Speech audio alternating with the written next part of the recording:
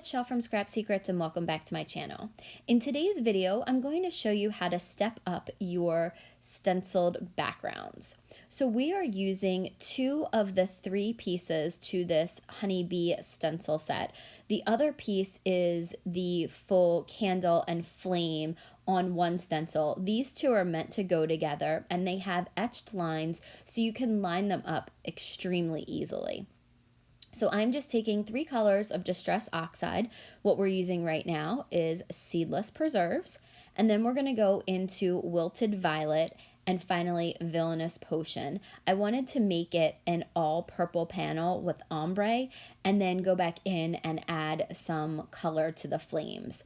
So I'm just going in and putting a layer of color down, and then I will, after I put the second color down, I will take the first color, the Seedless Preserves, and go back over where the 2 are blending together just to make sure that they have a nice blend to them.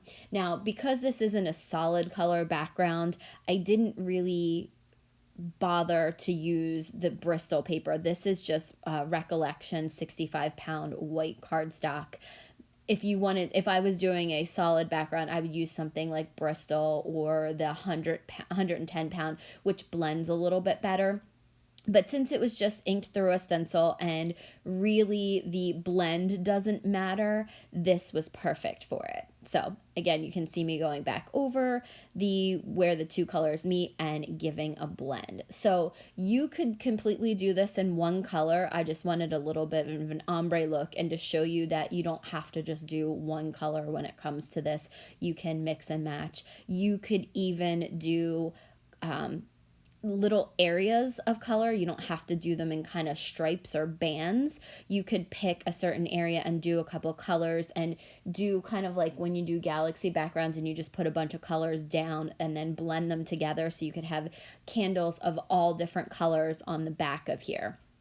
So once I am done doing the full inking and making sure everything where the 2 colors meet, they blended nicely, I am going to wipe off this mat, and this is a We Are Memory Keepers magnetic mat that came with that magnetic ruler. Those 2 little magnets that you saw me moving there, those were from another magnetic board.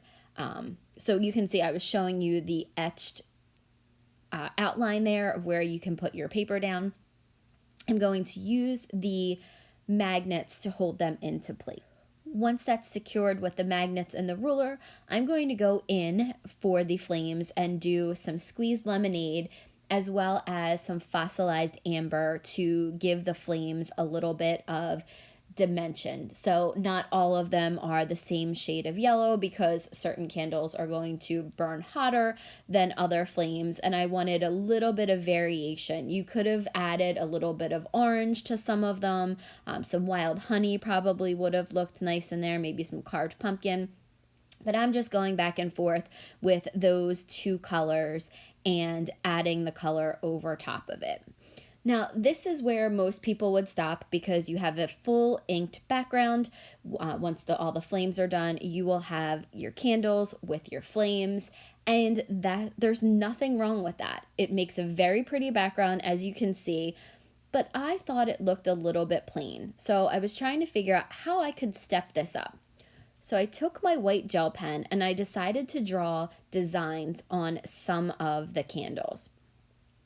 Did some lines from the top right to like slanted down to the left hand side. I did some thicker bands across. I did some lines going down. I just decided to fill in candles randomly with different patterns. I did some dots just to give them a little bit of interest because I thought they looked a little bit plain, and if this was so much of the background, I wanted to show you guys how you can be able to add details to it. You don't have to just ink it up. You can add little details, add things that will help take it to that next level. So just picking candles randomly here and there, trying to make sure that I don't do 2 right next to each other, make sure that the patterns, when I do dots, I do them far enough apart and have other designs in between so there's not 2 patterns next to each other. And it took a little while to do this, but I think it makes a huge difference in the background. Especially when you see it in person, it does make a big difference. Now, with the white gel pen, some of the larger stripes did turn a little bit purple underneath, but there's nothing wrong with that. It just gives it a little bit more character. And I'm really, really happy with the way this came out. But once I was done this, I thought, there's still another way that you can make this stand out a little bit more. So just going through the panel, making sure that there were no more candles that needed to have designs added to them. I wanted to make sure that there wasn't a huge clump of, for a better word, naked candles. And I wanted to make sure there weren't too many patterns close to each other.